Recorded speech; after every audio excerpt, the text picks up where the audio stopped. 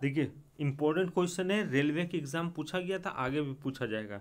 A B C किसी काम को अकेले अकेले काम करके क्रमशः 8, 9 और 12 दिनों में समाप्त कर सकते हैं।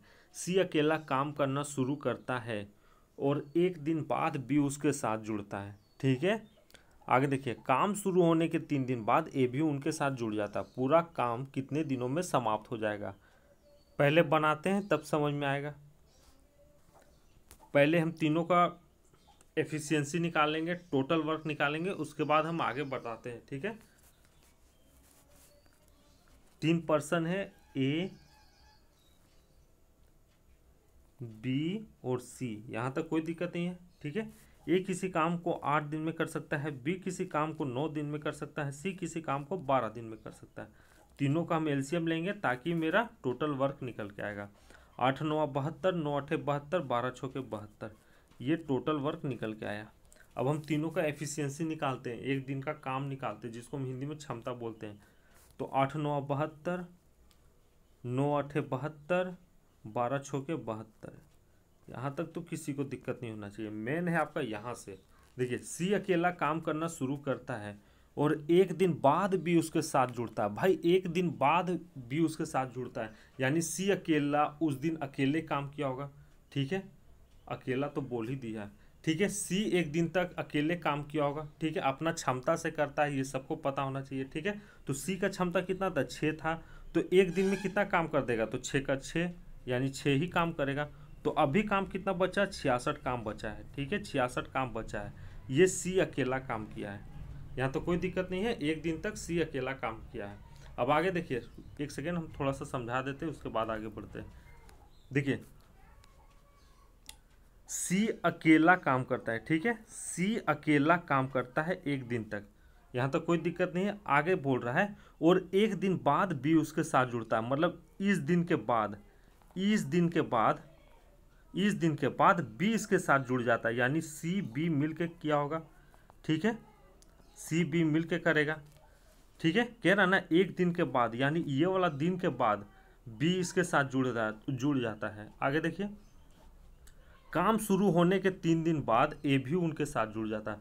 भाई काम तो शुरू इस दिन से हुआ था ना, तो 3 दिन के बाद ए भी ए भी उनके साथ जुड़ जाता है, यानी एक दिन, 2 दिन और एक दिन आया होगा, जिसमें सी भी मिल के काम किया होगा। ठीक है, सी भी मिल के काम किया होगा, उसके बाद ए जुड़ता है, उसके बाद ए जुड़ता है, यहाँ तो कोई दिक्कत नहीं है। यानी सी बी मिलकर 2 दिन तक अपना क्षमता से कितना काम कर दिया होगा? भाई सी अकेला एक दिन तक काम करता है, उसके बाद 2 दिन तक देखिए यहाँ पे सी भी मिल के काम कर रहा है। ठीक है, सी भी मिल के काम कर रहा है, तो अपना क्षमता से 2 दिन तक कितना काम कर देगा? तो 8 से कितना होता है? 14, 14 दूनी 28, यानी सी प्लस बी मिलकर 28 काम कर देगा। ठीक है, अभी काम कितना बचा? 66 में से 28 जाएगा तो 8, और इधर 5 से 2 जाएगा तो 3, 38 रिमेनिंग वर्क बचा हुआ। ठीक है, 38 रिमेनिंग वर्क है, 38 काम बचा हुआ है, यहाँ तो कोई दिक्कत नहीं है किसी को। आगे देखिए, 3 दिन बाद ए भी जुड़ जाता है। अब देखिए ध्यान से यहाँ पे, भाई 3 दिन बाद ए भी जुड़ जाता है, यानी बचा हुआ काम 38 जो है वो तीनों मिल के करेगा, अपना क्षमता से करेगा। ठीक है, तो 9 8 कितना होता है? 8 का 8 16 17, 17 6 कितना होता है? 23। ठीक है, 23, तो 23 क्षमता को हम क्या करते हैं? नीचे लिखते हैं। ठीक है, नीचे लिखते हैं, यानी 38 बटा क्या हो जाएगा? 38 बटा क्या हो जाएगा? 23 हो जाएगा। अब आप इसको सॉल्व कीजिए, आंसर आपका आ जाएगा। ठीक है, तो करते हैं ना। और ध्यान रहे, इधर 2 दिन काम हो चुका, सॉरी 3 दिन काम हो चुका था, एक दिन यहाँ पे और 2 दिन, 2 दिन यहाँ पे। ठीक है, इसको जोड़ना होगा उसमें, थोड़ा प्रैक्टिस करना है तभी बनेगा, ऐसे नहीं बनेगा। एक और तरीका है एक्स मान के बनाने का। पहले हम इसको सॉल्व करते हैं, 38/23 है ना, तो 38 को हम 23 से डिवाइड देते हैं,